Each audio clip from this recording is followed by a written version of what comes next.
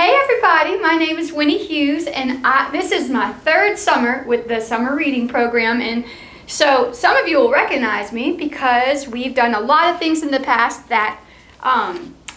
with watercolors. So this year, not only did we do a watercolor background, I was going to add some multimedia extras to kind of add depth and interest to this painting. So today we're going to, I think we call this fantasy watercolors. So as we're painting, I want you to think about your very, very favorite fantasy quote. Like this one says, "Happiness can be found in the darkest times if only one turns on the light." And these are paintings that I did with my kids at home. This is my 15-year-old. That was me. This one was my son Matthew, who's 15, and he said, "Fly, you fools." Can anybody tell me where that one came from?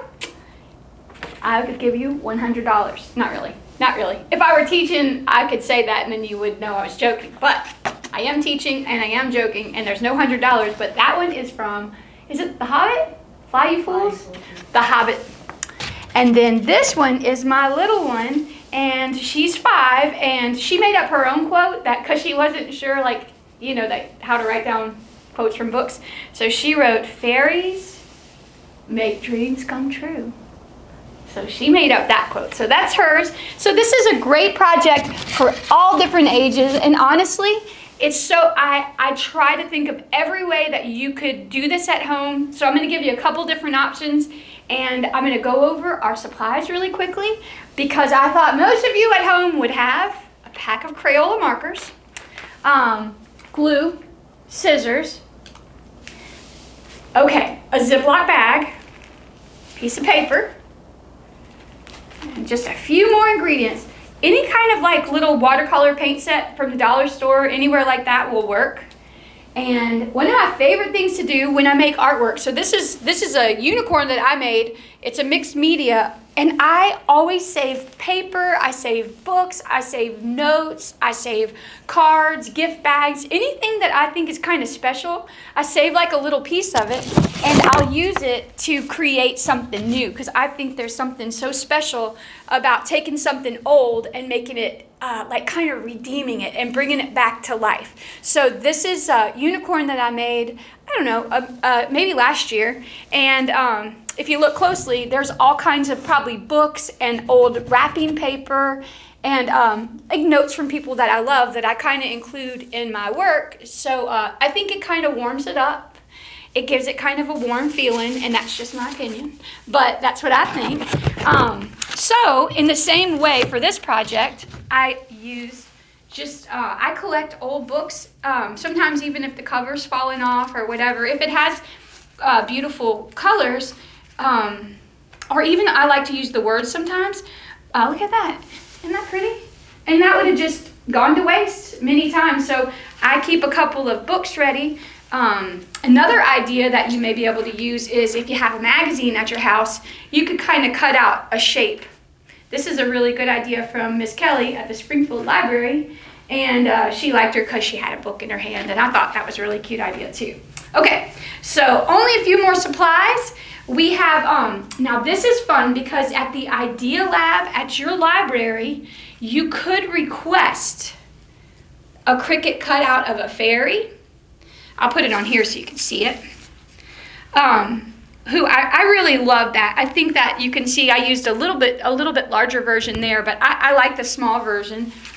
This is another thing that Miss Kelly printed for me. It's a dragon, and they didn't have black paper, so I just painted it black. Or one other idea would just be just a basic clip art off of the internet that you could use for your silhouette. So those are the supplies. I did bring a black pencil, some pixie dust, and a little brush and water. And then finally, this is a spray bottle of just water. So you're going to need this potentially for some of your work, but it looks fancy, but honestly, you could just get any spray bottle and use it. You just need to be able to spritz some water.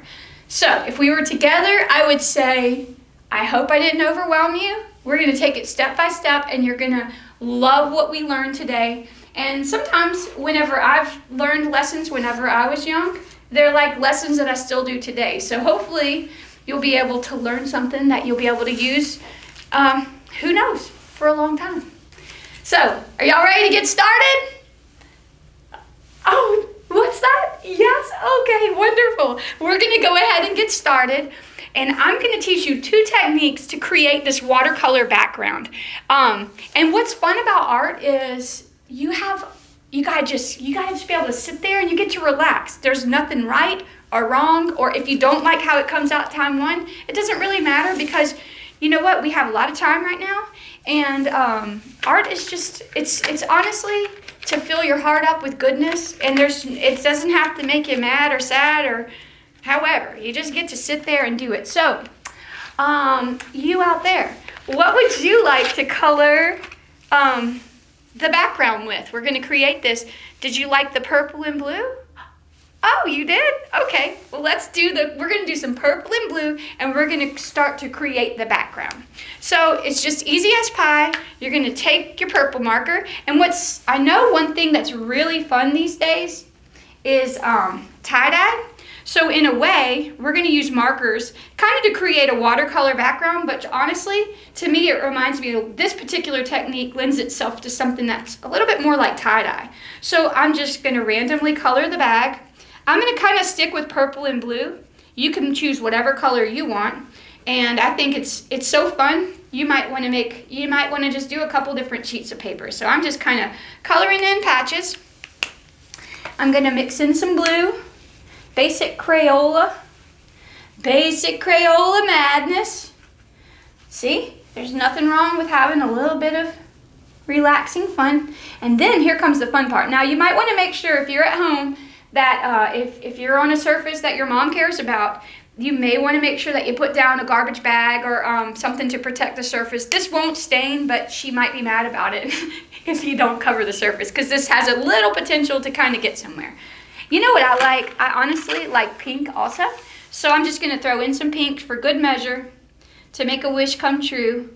And like I said, you want to be thinking of a little, something that's fun is if you kind of stream relaxing music. I think they call it like meditation music or ambient instrumental. A lot of times when I'm creating, if we were in the classroom right now, we would have a little bit of relaxing music going on, because the outer activity of art brings inner calm. So just imagine that there's nice music, and we're going to take our bottle of water and we're just going to spray it a little bit, and then we're going to take our paper. Are y'all ready for the magic? Y'all are the best crowd I've ever met. You're so crazy. Okay, here we go. We're going to place that down. And we're just going to do that. And we're going to peel it up. 2, 3. And it kind of turned out a little bit like that.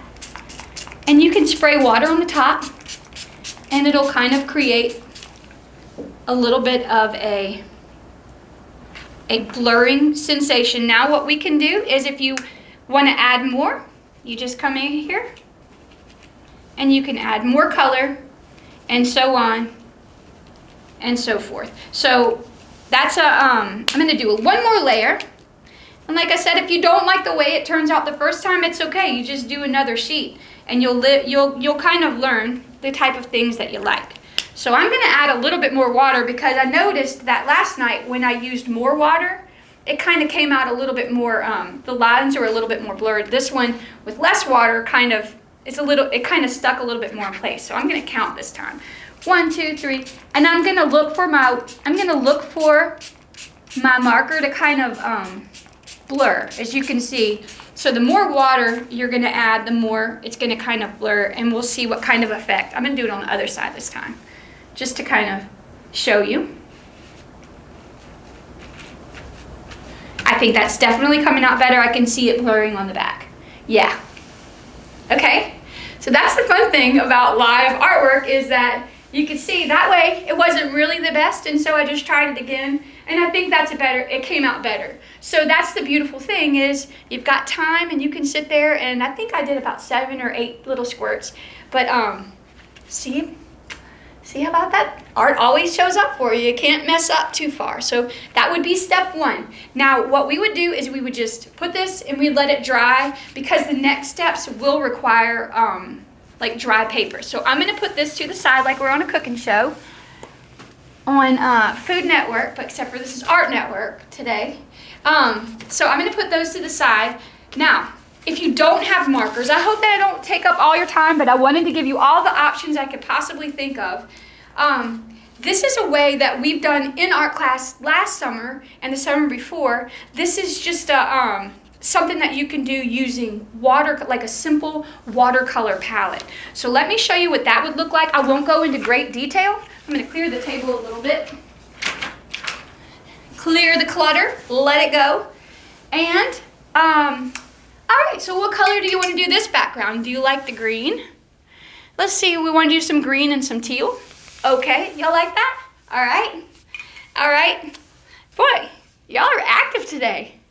So what we're going to do, and this is something that y'all can remember for those of you who've been with this classroom before, we put a little pile of water. Remember that? We started with a pile of water, and you kind of want it to be not too big, but not too little. Because what we're going to do is we're going to let the watercolor travel around. So we're going to get a good dose of this kind of a teal color. I'm kind of doing that. And what I love is when you touch the water with the paint, it kind of really has this beautiful, what's the word, aesthetic value. And it really kind of, I don't know, looks so beautiful to me. So then you're going to get a little pile of water, and you're going to kind of put this next to it. And remember, there's no real right or wrong way. You just kind of want to, I don't know, imagine that you're creating a beautiful little watercolor galaxy. And I'm going to mix another color of maybe blue. It doesn't really matter. We're going to kind of touch that in there. And if you have like cardstock, that's probably the better kind of paper to use, although any paper will work. We're trying to just work with what we have. And so you just kind of continue. I'm going to add a little purple here just to kind of give you a bit of thing. And this, see how that works out? And you just take your time. The beautiful thing about this technique is you just take your time. And there's a lot of other things you can do. I'm just giving the basic, I'm going to give the basic update on this one. And I'll add a little lavender just because I think lavender is spectacular. And would like to be in the painting today, in the background. So that would kind of be a step that you could take to create your own background. So there's that. So that's your 2 ways of hopefully things you have at home that you can use. We have Crayola markers or just a little watercolor pad, and you can put it together. I'm going to lift it, but that's the beginning of how it would look, and that's kind of the end. Of course, I kind of used a little bit of lighter colors, but I think you get the picture. Can't really go wrong. If you, just like our first thing, if you don't like the way this turns out, turn the paper over and try again, okay? So that's going to take you a little while, so take your time, do that piece. I'm going to go ahead and move, I'm going to move that to the side. We'll let that dry. And now we're back. We're back with our piece of paper, our watercolor background, our like watercolor wash, and we're gonna go ahead and get started. I thought a really great quote that I was gonna work with was from C.S. Lewis. It says, "Courage, dear heart." So I'm gonna go ahead and just start right there. Let's see. I thought I'm gonna use the fairy girl. So I'm gonna pull her out of my stack. Like I said, like I mentioned earlier, they've got all kinds of things you can use. There's this dragon. There's the kind of like upstanding flying guy. He's really cool. Or anything you might find in a magazine, at the Idea Lab, they'll create it, or even clip art, just to kind of review that. Or you might find a really cool picture in an old book, or magazine. I'm gonna gather what we're gonna use. So I like this girl. I'm just gonna kind of put her here. And I I made a surprise for all of y'all today. I didn't want to take up all your time cutting letters, so I collect, like I said, I collect paper, and sometimes I make it too. This is some of the paper that I've made at my house. And also I went ahead and cut some letters, just for time's sake. And like I said, we're gonna work on courage, so let's see, I'll cut some of them out live, but C-O, I hope I spelled it right. Sometimes you have the gift of art, but you don't have the gift of spelling. That will be me. So if this is spelled wrong, just let me know. I've tried all my life to be a better speller, but you know, you can't have everything. So there's courage. And I thought, now look, there's a lot of different ways that people like to do letters. Some people like to draw them out. Somehow I got I like to just cut them out from memory. So I just get, this is actually a piece of paper from this old book. And I just am gonna make a G, and I'm gonna make it I'm gonna go with what I got. My mind is saying, don't do a capital and do a baby G. So I'm just gonna cut it out right now. And since we're talking about courage, dear heart, I'm probably just gonna cut a heart right out of it to make our G. And I hope that worked. Let's see. 1, 2, 3. So there's our G.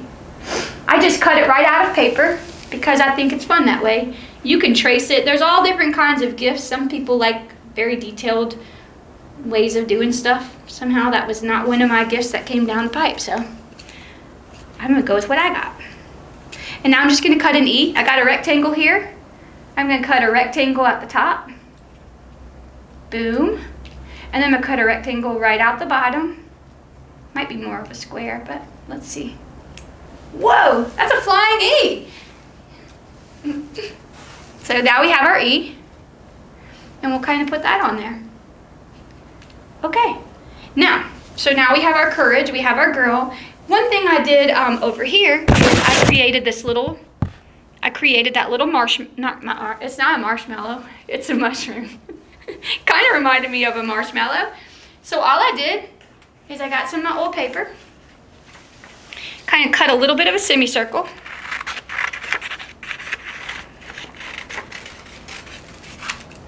See, you don't even have to really be too detailed about it. And get her, well, she might need a little bit smaller because she's closer to the bottom than I knew. Got that. Okay, and we're gonna need a few dots. I kind of like these because these are just some paper that I found that I liked, so I think they're pretty. It's got a little bit of gold and pink. Put that there. I like to do odd numbers, so I'm gonna make 3 dots.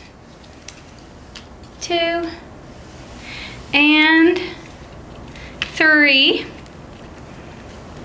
All right, we got our dots ready. And it looks like we need a stem. I just got a plain, it looks like it's just regular old piece of paper. I'll cut the stem. See? And I'll kind of measure it. I like the way the end has a little bit of age on it, so I'm gonna save that aged piece. And I'm gonna put it right about there. Okay, so we have our fairy bucket. Now, I do like the contrast of this red, so I'm just gonna take it, I'm gonna move it over there, grab my water.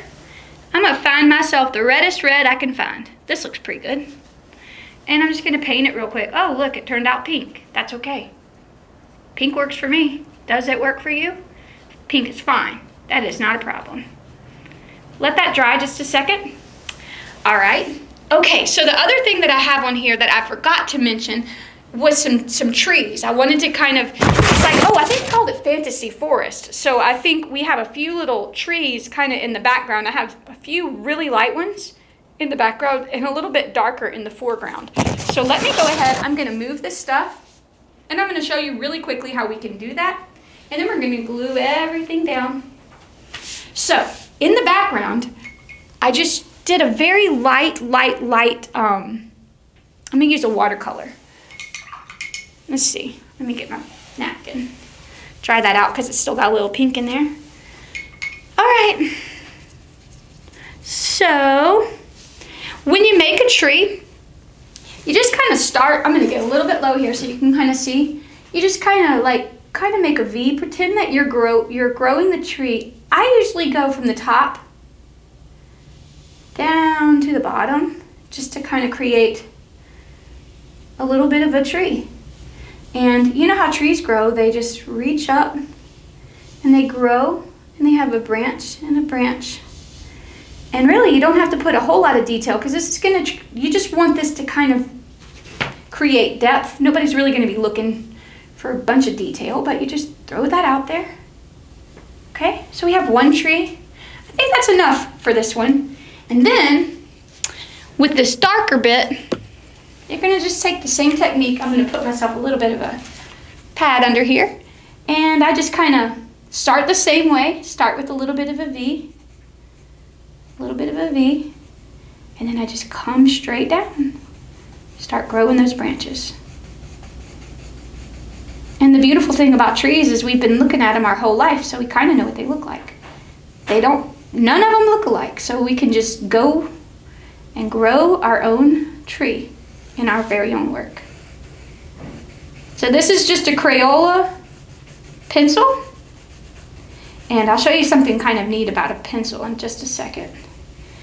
You don't want it to look spooky, but you kind of do, because you know, fantasy novels kind of have that magical element where you never know, are these trees alive? Is this a haunted forest? That kind of thing. So we're just going to keep drawing. And this is a really nice example of just using a few art supplies that kind of bring you into a really beautiful little outcome. So you can see we have this one. He looks like he's in the background and he looks like he's in the foreground, and it's just a matter of shading. So something else that's kind of neat. I might try this. This might be a bad idea, but you know what? I'm okay with bad ideas sometimes. That's how you learn. Okay. So I just I'm touching the pencil with a little bit of water, and it kind of puts a little bit of shadow, puts a little bit of shade and it kind of blends those colors in a little bit. So there's that. And I might put one more just for fun. I'll put a little small one over here because I like how the contrast looks. And I'm just going to go real fast and kind of see how there's no such things. What does Bob Ross always say? No such things as mistakes, just happy little accidents, right? So you just kind of let yourself create a little world. And that's the beauty of art. It gives you a little escape, a little place to create that nobody else can be. And I don't really know that this is necessary, but it's kind of a fun little thing. Just put a little water over the top. Kind of adds to the flow. What do you think? See? And this is just simply with supplies that you probably have at home. And now my very favorite part, the gluing and the paper, the old paper. So we're going to take our word. I'm going to keep this on the background just because I don't want my papers to go through. I'm going to take my C.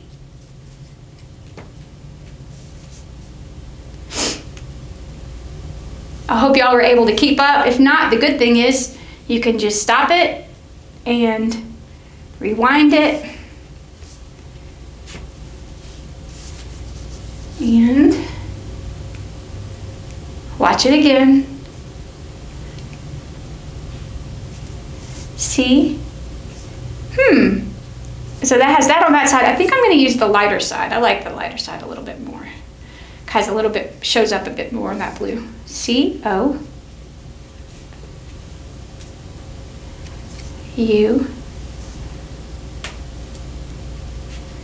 And you don't have to cut out letters if you're not comfortable doing that. You might have stencils at the house. You may have, you might want to print the word off the internet. There's honestly a million ways that you can put a word out. I think there's something powerful in writing words and looking at words and creating words. And the word courage is just such a beautiful word. Okay, so this one we have the same contrast. I guess I'm going to go with the one that shows up the most. that's also the fun thing about words, is even you create them, and then letters, you get to flip them around and find the way that you like to do it. And then we're going to do our special G that we created today. And now our background is kind of changing, so these words are showing up a little bit better. Courage. Ooh. I think I'm going to stick with that way. Courage. All right. And now we're going to put our little fairy girl. We're just going to glue her on. And honestly, I prefer glue sticks when I'm doing paper projects because I find that they, it's just it's a lot neater. It dries more quickly and you don't end up with the, a lot of times that, I love Elmer's glue for certain things, but sometimes when you're doing meticulous work, Elmer's glue will tend to wrinkle your work. Oh, this looks pretty. I really like it. And also, when I got this fairy cutout from Miss Kelly, she only had blue paper, so I just took some black paint and I painted it the silhouette the color that I liked. Okay, so here she is, and my mind just reminded me of something fun. You can kind of add a different kind of media. This has a little bit of a gloss to it, and you can make the most beautiful moon, and you didn't even have to paint it, because a fantasy forest at night is, I mean, is there anything more magical than that? Probably not. So let's see, we'll put the moon over here. Oh yeah, see that? That's looking really nice. So we have Courage, and her little toadstool is probably dry by now.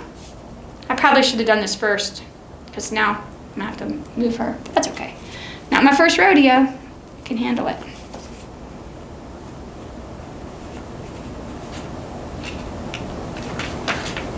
We'll lift that up, put in our little mushroom.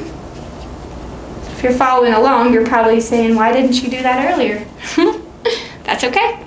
And again, that's the beauty of artwork. You can't ever go wrong. You just keep trying. Oh, and I really like the, these were some papers that I had painted a while back, and I just saved little scraps for little days like today. I'm just gluing them on, because a mushroom is more magic if it has polka dots. I think that's what the books said, right? If the mushroom has polka dots, it's more magic, so. Okay, and then our little stem. Now remember, we cut that out. And we're gonna put that on there. Okay, and of course, there's a million other things you can do, but I think we have our basics covered, except for the most magical last step. Give yourself a chance to let that grow. Now, we have our star. We're going to, oh wait, I gotta finish writing one more thing, and then we're gonna do our grand finale.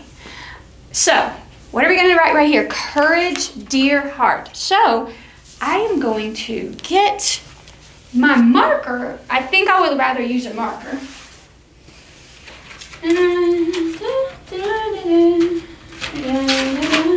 Okay.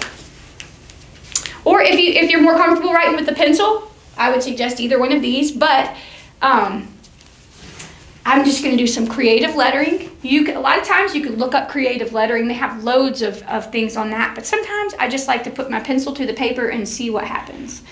So I'm going to just write out here. Sometimes if you add a little bit of a curl to your lettering, kind of adds a little extra.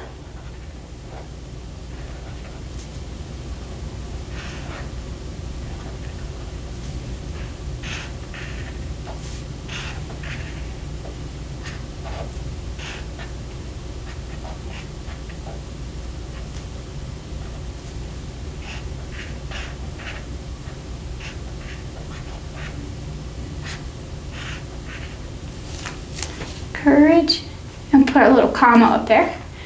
Courage, dear heart. And you can sit around and you can add a little to that. Kind of spice it up a little bit. And of course we want to put a little depth.